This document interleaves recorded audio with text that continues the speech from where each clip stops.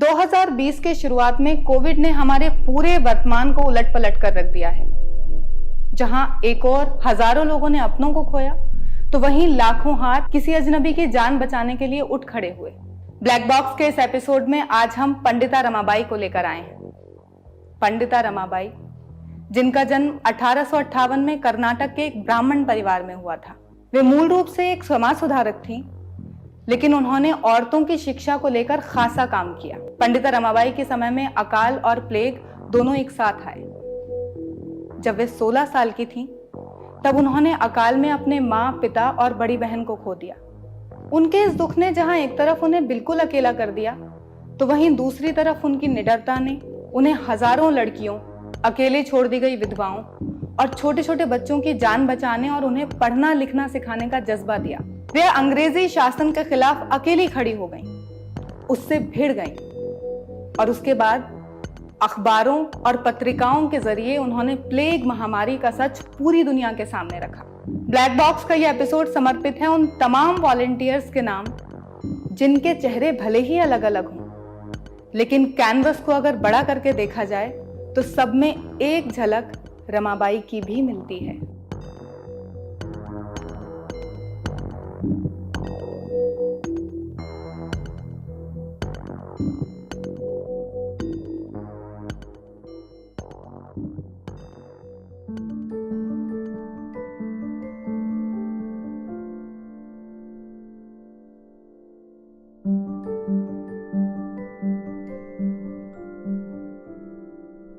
बात 1874 की है। उस वक्त पूरी मद्रास प्रेसिडेंसी में अकाल पड़ा था। चारों तरफ लोग भूख से मर रहे थे। मेरे परिवार के हिस्से भी भूख से मौत लिखी थी। मैंने अकाल में अपने माँ, पिता और बड़ी बहन को खो दिया। इसके बाद मैंने अपने भाई श्रीनिवास के साथ उत्तर भारत से दक्षिण भारत तक तकरीबन 4000 मील की पैदल यात्रा की।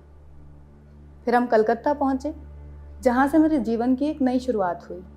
1890 में फिर से अकाल पड़ा। मैं अकाल की चपेट में आए इलाकों की तरफ निकल गई। सबसे पहले मैं सोहागपुर पहुंची। वहां अस्पताल के बाहर नीचे कहीं जाने वाले जाति के 3 बच्चे दिखे। उनमें से एक 7 साल की लड़की और 5 और 3 साल के 2 लड़के थे। ओह, उनके कंकाल जैसे शरीर और सिकुड़े हुए चेहरे में आज भी नहीं भूल पाती हूँ। तहसीलदार को खोजने के चक्कर में वो बच्चे हमारी आंखों से कहीं ओझल हो गए। बाद में पूरा शहर ढूंढने के बाद भी वो बच्चे हमें कहीं नहीं मिले। शायद उन्होंने रास्ते में ही दम तोड़ दिया होगा। मैं 60 विधवाओं को पूना शारदा सदन लाने में कामयाब रही। उनके रहने, खाने और कपड़े का इंतजाम करना बहुत खर्चीला था। शारदा सदन की लड़कियों ने अपने रोजमर्रा के खर्च में से कटौती करके हमें पैसे भेजे। सदन में जो ऊंची जाति की विधवाएं थीं, उन्होंने पहली बार झाड़ू अपने हाथ में पकड़ी और अपनी मेहनत की कमाई से 3 रुपए अकाल राहत कोष के लिए दान किए। अमेरिका के अनाथ हों या चीन के दंगा पीड़ित या भारत के दीन दुखी लोग हों, शारदा सदन की लड़कियों ने अपना पेट काट काट कर हमें चंदा भेजा। लेकिन बुराई ढूंढने वालों ने मेरे इस काम में भी कमी निकालनी शुरू कर दी। उनका कहना था कि चूंकि शारदा सदन में अब ऊंची जाति की विधवाओं को लाना मुश्किल हो गया है, इसीलिए मैं दंगा पीड़ित औरतों को लाकर संख्या बढ़ा रही हूं। इससे मैं परेशान नहीं हुई और मैं अगले ही पल अपने साथियों के साथ फिर से दंगा पीड़ित इलाकों की तरफ निकल गई। वहां चंद घंटों के लिए हम किसी सड़क या किसी जंगल के किनारे रुकते थे और फिर चल पड़ते थे। एक बार 8 या 9 साल की 2 लड़कियां भूख से जंगल में भटक रही थी और एक भूखा भेड़िया उनकी ताक में था। ईश्वर का शुक्र है कि हम उन दोनों लड़कियों को बचाने में कामयाब हो गए। उनमें से एक ब्राह्मण थी और एक दलित।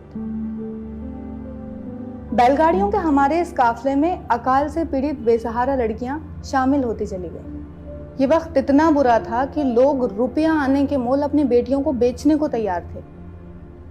मेरा जब अकाल से जुड़ा हुआ अनुभव अखबार में छपा, तो कई कोनों से राहत के नाम पे मदद मिलने लगी।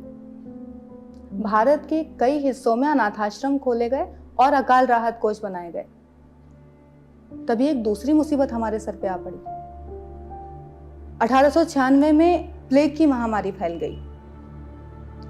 सरकार ने बाहर से बीमार अकाल पीड़ितों को सदन में लाने पर रोक लगा दी, जिससे सदन में बीमारी ना फैल जाए। सदन के चारों तरफ यूरोपीय लोगों के बड़े बड़े घर थे, इसलिए वहां कोई प्लेग का मरीज ना रहे, इसकी निगरानी की गई।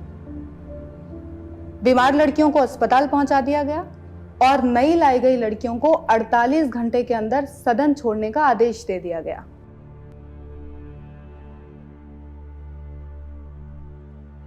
(1899) में तकरीबन 9 साल बाद फिर से अकाल आया। हमने अपने पड़ोसी गांव वालों को काम और खाना पानी देकर मदद करने की कोशिश की। बंबई से लेकर गुजरात, पूना और राजपुताना के बड़े बड़े हिस्सों में भयंकर हाहाकार मचा हुआ था। हम वहां भी मदद के लिए पहुंचे। सदन में लंबे समय से काम करने वाली भीमाबाई, गंगाबाई और काशीबाई ने बागडोर संभालते हुए जबरदस्त काम किया। वे अकाल पीड़ित लड़कियों की तलाश में गांव, शहर, जंगल सब जगह भटकती रहीं। सरकार ने प्लेग की रोकथाम की बड़ी ढीली ढाली व्यवस्था की थी। उसके नाम पर औरतों के साथ बहुत बेरहमी से पेश आया जा रहा था। प्लेग अस्पताल का मेरा खुद का अनुभव बहुत बुरा है। उस जगह मरीज कैसे रहेंगे जहां मच्छर और खटमलों की भरमार हो। पूना में प्लेग के दौरान ब्रिटिश सेना को घर घर की जांच करने और दवाओं का छिड़काव करने का आदेश दिया गया था, लेकिन सैनिक लोगों के साथ बहुत बेरहमी से पेश आ रहे थे। ब्रिटिश सेना के जुल्मों के बारे में मैंने बॉम्बे गार्डियन को एक खत लिखा। मैंने उस खत में लिखा कि कैसे अस्पतालों और कैंपों में जवान लड़कियां और औरतें सुरक्षित नहीं हैं।